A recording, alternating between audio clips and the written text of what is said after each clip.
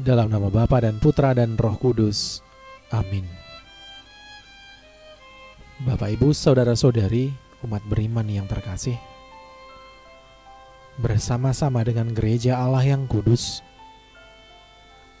mari kita siapkan hati untuk mendengarkan sabda Tuhan. Terpujilah Kristus Tuhan, Raja mulia dan kekal. Aku akan bangkit dan pergi kepada Bapakku dan berkata kepadanya, Bapa, aku telah berdosa terhadap surga dan terhadap Bapa. Terpujilah Kristus Tuhan, Raja mulia dan kekal. Inilah Injil Yesus Kristus menurut Lukas. Dimuliakanlah Tuhan. Para pemungut cukai dan orang-orang berdosa biasa datang kepada Yesus untuk mendengarkan Dia. Maka bersungut-sungutlah orang-orang Farisi dan ahli-ahli Taurat, katanya. Ia menerima orang-orang berdosa dan makan bersama-sama dengan mereka. Maka Yesus menyampaikan perumpamaan ini kepada mereka. Ada seorang mempunyai 2 anak laki-laki. Kata yang bungsu kepada ayahnya, Bapa, berikanlah kepadaku bagian harta milik kita yang menjadi hakku. Lalu ayahnya membagi-bagikan harta kekayaan itu di antara mereka. Beberapa hari kemudian, anak bungsu itu menjual seluruh bagiannya itu, lalu pergi ke negeri yang jauh. Di sana, ia memboroskan harta miliknya itu dengan hidup berfoya-foya. Setelah dihabiskannya harta miliknya, timbullah bencana kelaparan di negeri itu, dan ia pun mulai melarat.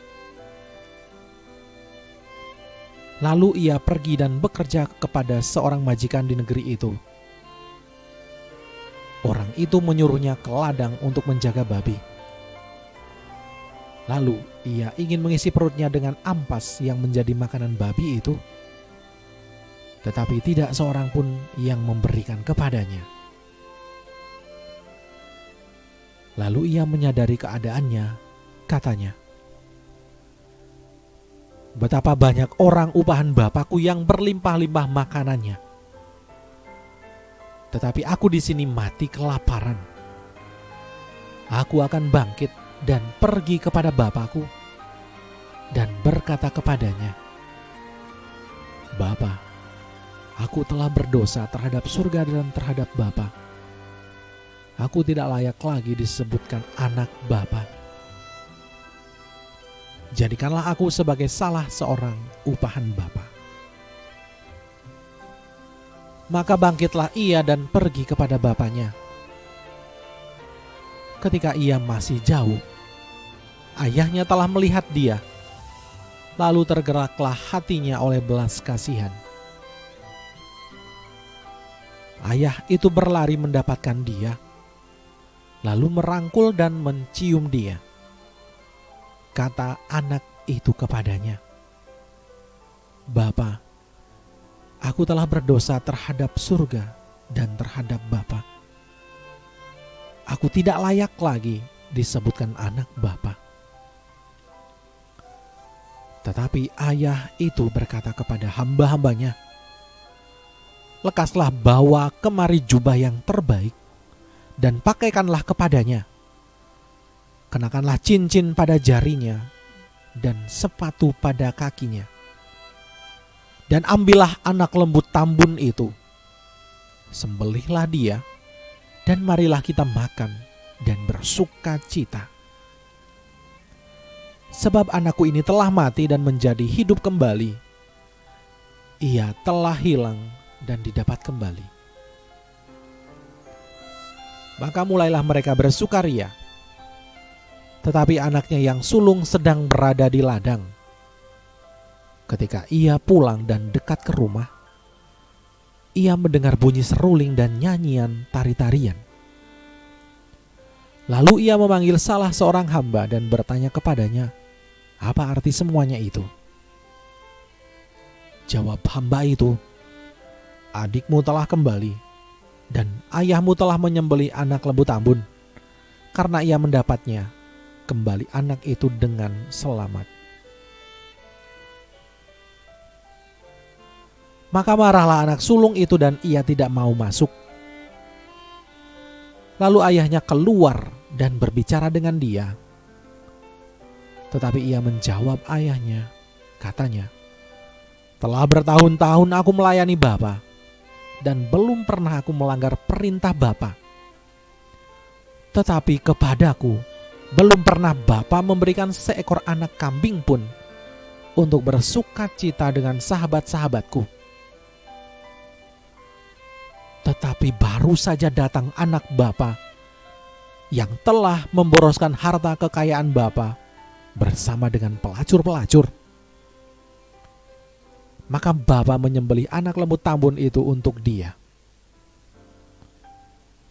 Kata ayahnya kepadanya, anakku, engkau selalu bersama-sama dengan aku, dan segala kepunyaanku adalah kepunyaanmu.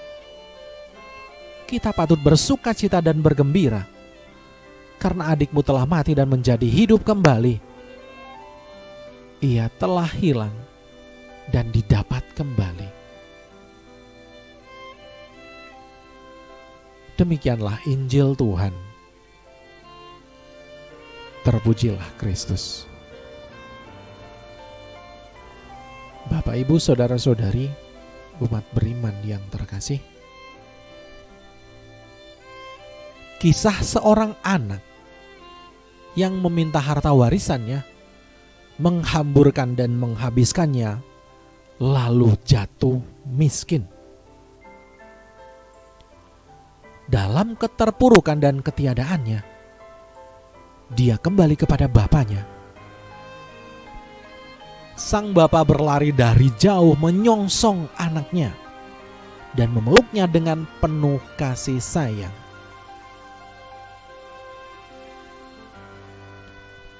Setidaknya kita tahu ada yang tidak pernah berubah dan tidak pernah habis.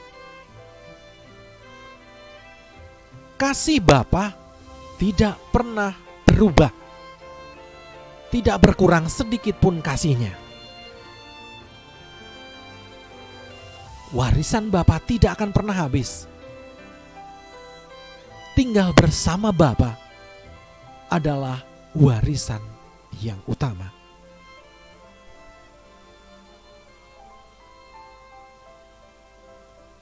Memang jika kita berada di bangku penonton dan menyimak kisah ini, kemungkinan besar kita akan menjadi kesal dengan tingkah laku pongah dan kurang ajar dari si bungsu. Lalu kita menjadi lupa bahwa seringkali kita bertingkah seperti si bungsu yang pergi jauh dari rumah dan kemudian kehilangan harta sebagai anak bapa.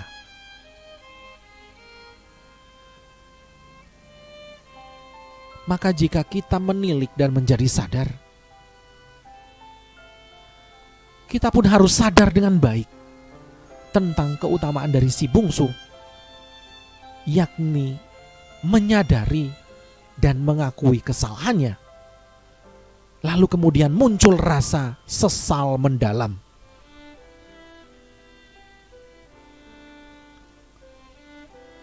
Anak itu menyesal dan kemudian mengakui ketidaklayakannya di hadapan bapaknya. Pengampunan Bapa senantiasa dimulai dari kesadaran anak-anaknya akan ketidaklayakannya di hadapan Bapa. Sekali lagi, kasih Bapa itu tetap dan tidak berubah. Sehingga yang diperlukan untuk mendapatkan kasih Bapa adalah sikap kita yang mau mengakui kesalahan dan bertobat.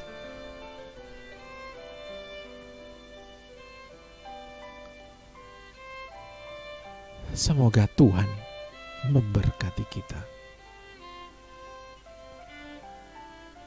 Amin.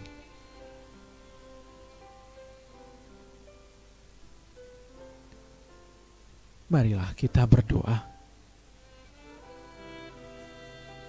Ya Allah Bapa, Engkau adalah Bapa yang maha murah dan penuh belas kasih.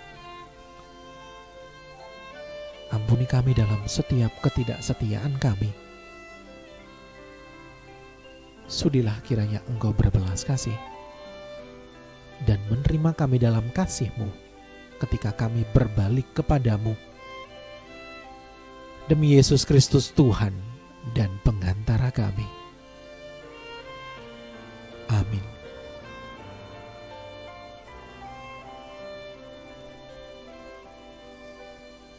Kemuliaan kepada Bapa dan Putra dan Roh Kudus, seperti pada permulaan, sekarang, selalu, dan sepanjang segala abad.